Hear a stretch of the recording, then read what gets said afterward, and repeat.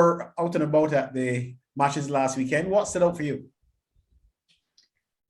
Well, we have a situation here where the teams in the respective zones have more or less separated themselves into two groups of contenders for quarterfinals and those who have dropped out of contention. That is really where we find ourselves now after last weekend's 2 rounds of matches.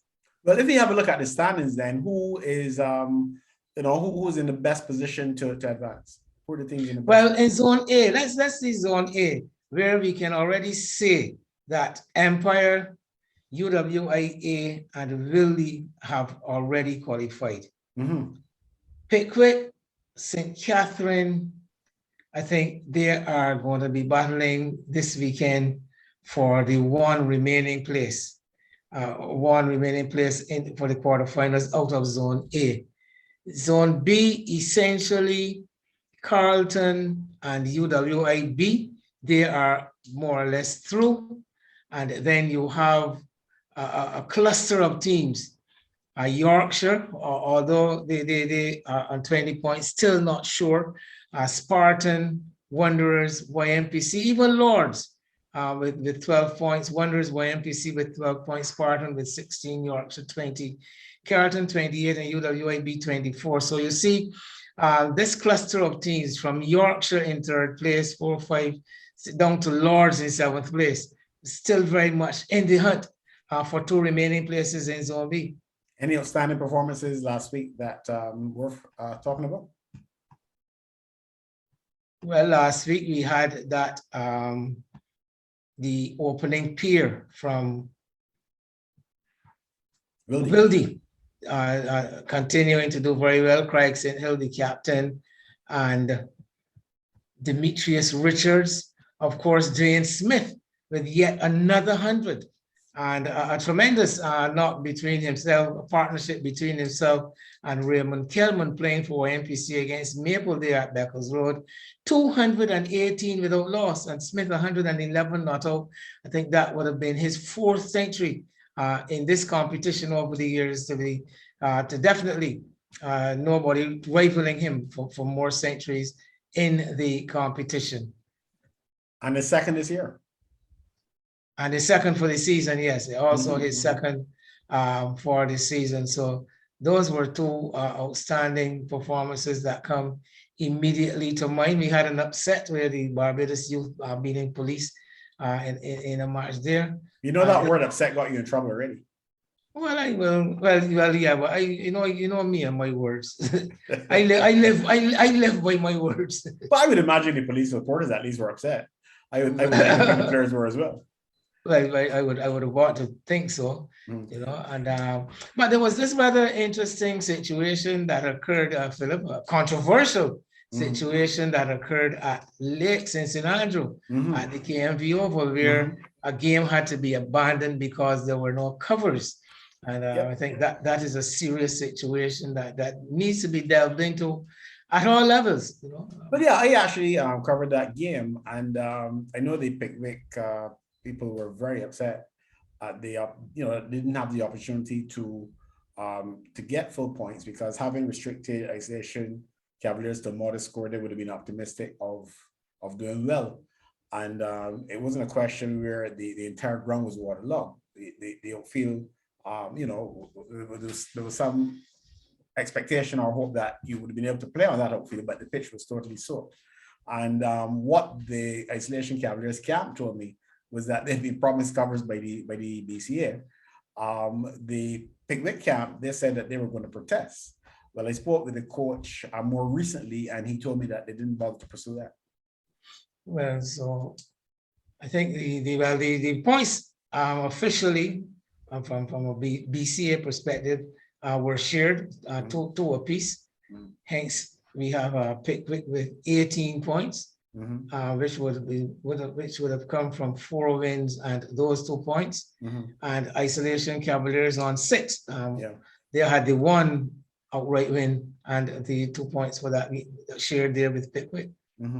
You made mention of the opening batsmen from Wildy, Demetrius Richards and Craig Sinthill. I'm interested that you mentioned that because I had a chat with them, not too long ago, and pretty lengthy chat, but I'll just share a bit of it with you.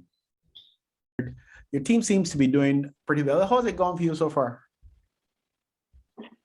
It's going pretty well. Obviously, at the initial stage, there were some growing pains. Obviously, having to deal with the loss of Carlos. Obviously, he's a pretty tremendous player for us. Aaron Jones has been overseas. Akeem Jordan has been in the Barbados side. A few other guys in and out with COVID and other ailments. So it's been quite difficult, obviously, having to replace the talent that we're accustomed to having on display. But overall, it's been going pretty well. At this juncture, we've lost only one game, and we've won every other game so far. So it's all about just keeping that momentum and keep going from strength to strength. All right. So you have lost one game, of course. Losing that game to the Empire team, I suppose, no disgrace there. That's usually a very competitive side. Yeah, and obviously Empire would have been at full strength on that particular occasion. So as you said, no shame in losing to a relatively strong side like them. But obviously the fashion that we lost in, it wasn't exactly up to Wildy standard. It's okay to lose a game, but we set pretty high standards for ourselves as a club. So it was also always about bouncing back from that particular game. And just having the ability to come back in emphatic fashion. And you certainly did that because last weekend you put together some pretty good scores along with Demetrius. I think you had 2 centuries opening stand, something like that. Yeah, on Saturday against Isolation, we had 130 odd run partnership. Demetrius scored with 69. So he pretty much led the charge there for us. And then against Commonwealth on Sunday, we made 205. I think it was for about 3 or 4 wickets. And again, we had 140, 150 run partnership. So it was a pretty good weekend for both of us. Demetrius, sir, I think you are beginning to get, or you have been making somewhat of a reputation for yourself. Every time your name comes up, I hear pretty much the same thing. This guy loves to beat ball. Is that a fair description of your approach to batting?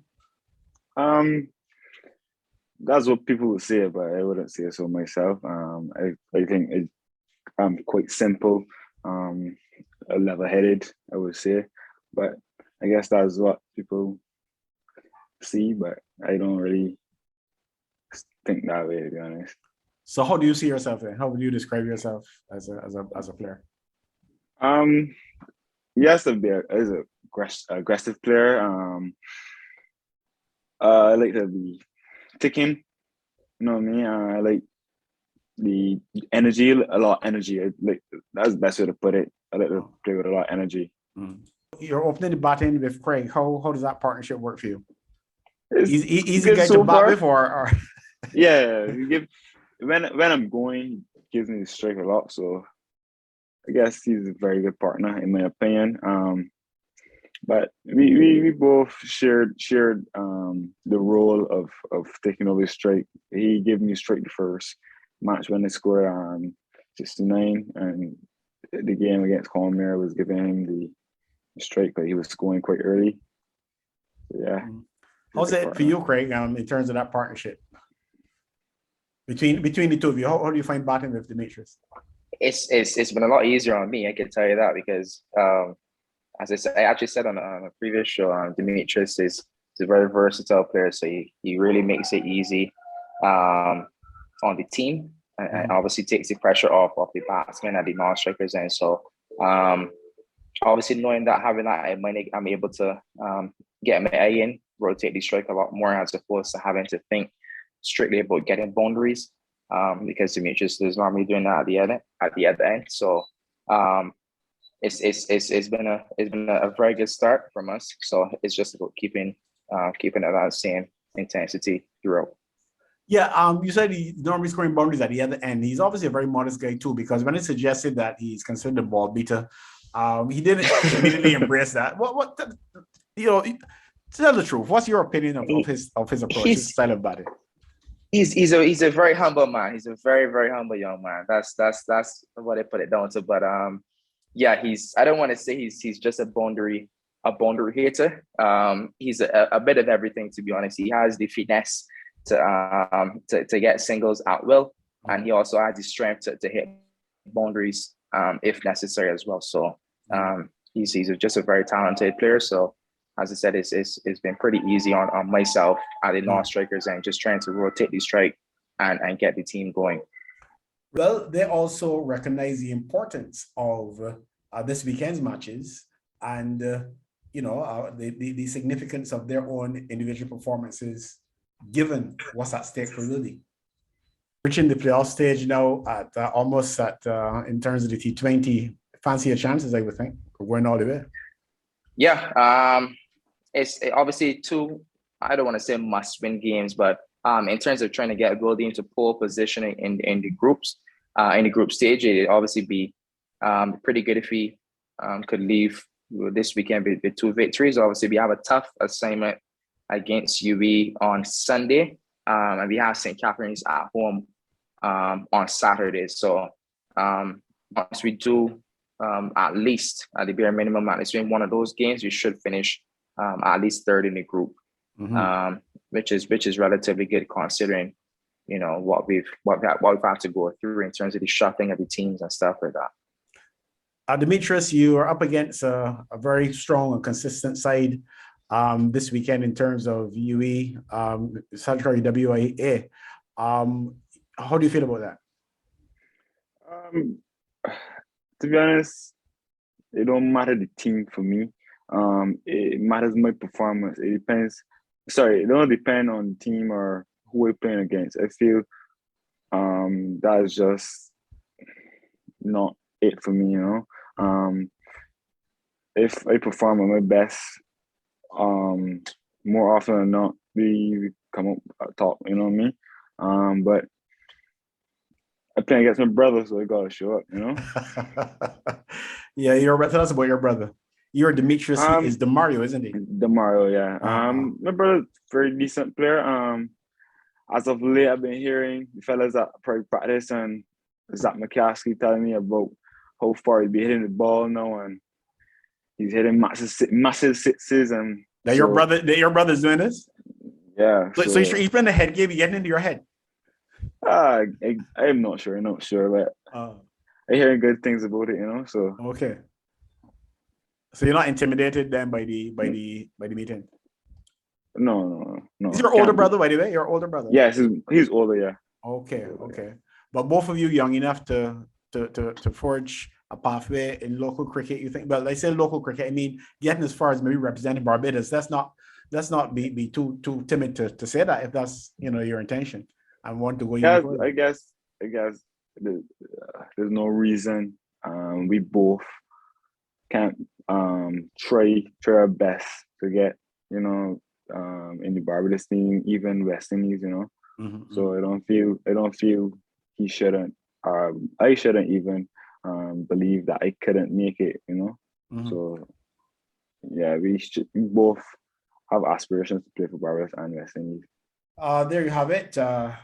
The youngsters looking to go all the way, and you can only wish them all the best. Demetrius Richards, he is certainly a talent. Craig Sinton has been around for a while, and good to know, as he told me, that looking to play for Barbados is still something that he would love to do. The opportunities are there. I mean, we've got a long season ahead of us. With still the regional first class competition, in its midway stage, but as far as the limited overs formats are concerned, it is in the white ball that they have been doing well. So they will have their opportunities to show their wares, I'm sure, as we get closer to the regional white ball season. Well, Ben, now we get to your favorite part of the show. This is where you show your bravery and your boldness and stick your neck out. in terms of looking forward to the results of the matches this weekend, where we have Nichols Bacon Commonwealth up against IDL Walker's Sanctuary Isolation Cavaliers. That's at Waterford on Saturday. That's at Waterford. Yes, Commonwealth, not yet off the mark, and I doubt very much they will get off the mark on Saturday. SAFU Pickwick up against Police in a match that is of great importance to Pickwick for sure. Well, Police have been rather phlegmatic or mercurial. They've had their good days, but Pickwick hunting for a quarterfinal spot. I think they will be favoring, I'll be favoring Pickwick to win here. Wildy versus St. Catherine. That is going to be an interesting one, but Wildy at home, I'll go with Wildy. Okay, so we've got Signia Globe Financial Barbados Youth A against Gladiola. The experience of Gladiola should tell here. The youth coming off a good win against Police in the last match, but I'll go Gladiola. Sagicor UWA A versus Empire. That can be described as the match we've all been waiting for. Well, it's a top of the table clash. It will decide which team will go into the next round as the #1 seed coming out of this zone. But I think had this match been played a couple of weeks ago, it would have been quite difficult to call. But with the Empire team, as weakened as they are, as affected as they are by the number of members with the Barbados outfit in Trinidad, I'll go with UWA here. Okay. Maple versus Sagicor UWIB. UWIB. Wonders versus Foundation at Darrells Road. Wonders. Bayview Hospital YMPC versus Carlton at Beckles Road. YMPC capable of an upset. Carlton playing excellent cricket. I'll stay with Carlton. All comes down to Dwayne Smith for YMPC, no denying that. Well, very much so. Signet Globe Financial Barbados Youth B against Lords at Lodge A. Lords on a roll. I'll take them. You're not going with, you're not letting the sentiment of your alma mater influence you. Well, no, not necessarily. Not in this particular case. Okay. No sentiment in this case. Fair enough. Yorkshire, IGS Insurance Brokers Yorkshire versus Spartan at Friendship. This is a very difficult one to call. Spartan generally more experienced, but I'm going to take Yorkshire in this one. Okay. And on Sunday, Barbados Youth A against Isolation Cavaliers. Interestingly, Isolation Cavaliers spending the weekend at Waterford A. They play there Saturday, they play there again on Sunday. Yeah, they can do a sleepover. Well, yes, basic more or less. Probably rent a hotel on the South Coast or something. Yeah, a long way to go back to St. Andrew. Yeah. I am going to get bold. I am going to pick the Youth A to win this one. UWA A versus Wildy at 3Ws over. Let me warn you, that's a battle of the brothers. The brothers, Richards, DeMario. Oh, the Demetrius. Richards brothers. It used to be the Carters at one point. Well, it used to be, yes, but now I think they have they're now one accord. But yeah, very much. UWA A and Wildy at UWI, stay with the home team. But don't be surprised if Wildy spring a surprise. They've been playing some very good cricket. Pickwick versus Empire at Foursquare. Empire will take this. Yeah. Gladiola versus Nichols Bacon Commonwealth at Rice's. Gladiola. Police versus St. Catherine at Weymouth. St. Catherine, I'll take, yeah. Foundation versus Sagicor UWIB at Churchill. UWIB. Maple Carlton at Trent. Carlton. Wonders and Youth B at Darrells Road. Wanderers. YMPC and Yorkshire at Beckles Road. I wish this was as easy as some of the others. Again, YMPC is always an enigma which YMPC team will turn up. Yes. But at the moment, on form, I'm still going to stick with Yorkshire to get the better of YMPC here. Okay, and the last one then, Lords versus Spartan at Lords. As long as the Spartan side not suffering the effects of a long journey. This is going to, well, this could very well be a key fixture, depending on how things go with some of the other games in this zone. But I'm going to stick my neck out and take Spartan to beat Lords. Well, Spartan brought Andre Marshall to retirement last weekend. Has some amazing bowling figures too. 4 overs and conceded 4 runs, picked up 2 wickets, but only 2 of the runs came off the bat. That was amazing, especially for a man who has been not that active in recent times. Very much. Something of a sentimental connection to the Spartan team. Whenever you find Spartan in problems with as far as numbers are concerned, and looking for players, Marshall is always there, on the step, ready to take that call. And somehow or another, he always seemed to be in good enough shape to put in these kind of performances. Vin, thanks for your insights into the outcome of the fixtures for the weekend and the possible outcomes. Good to see that you are adventurous enough to get off that wall. Any closing comments? I think we should mention, though, the Shield competition for intermediate teams has reached the quarterfinal stage. BDF versus Wildy, St. John Cultural versus Wanderers, Empire versus Boscobel, and Windward versus Gladiolo, home teams mentioned first. So that should be that will also take a lot of interest, I believe. And the second division play teams go into their final round. Although I think it's been established that at least 4 or 5 teams have basically already qualified for those quarterfinals. Okay. All right. And my sympathy to you in terms of your club, Ipswich not being able to get the job done. Well, it is not exactly over. Yes, we would have wanted to keep our blemished record intact, losing out to the isolation Cavalry. Coward Hut, yes, you're right. Losing out to Coward Hut, and congratulations to them. But there's still another round to go, Philip. Coward Hunt has to play a match against Ellerslie. Ipswich play against Mark West. And if by any chance Ellerslie are able to beat Coward Hunt and Ipswich are able to win, then it will come down to net run rate. So we haven't exactly given up all hope, although we really, I guess you can say we're holding on by a thread. Well, okay, fair enough. I mean, you can take matters into your own hands in the contest against Mark West. In terms of Conrad Hunt playing the sort of cricket they seem to be playing, coming up against Ellerslie, I suppose you can.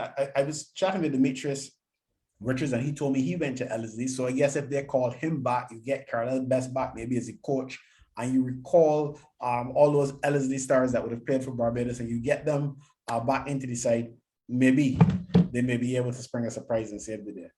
Well, we've seen it happen before.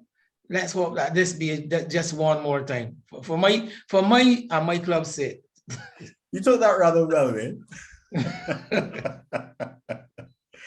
I didn't mean to tell you that you don't have much of a chance, but who knows? Well, as I said, I myself said that we're holding on by a thread, but you did, but it is never over until that fat lady sings. Yes, and you can just hope that the fat lady decides to maybe get hoarse and prolong the issue for as long as possible.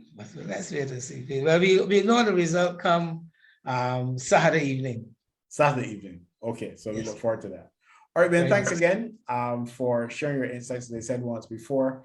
And we look forward to another enjoyable weekend of BCA T20.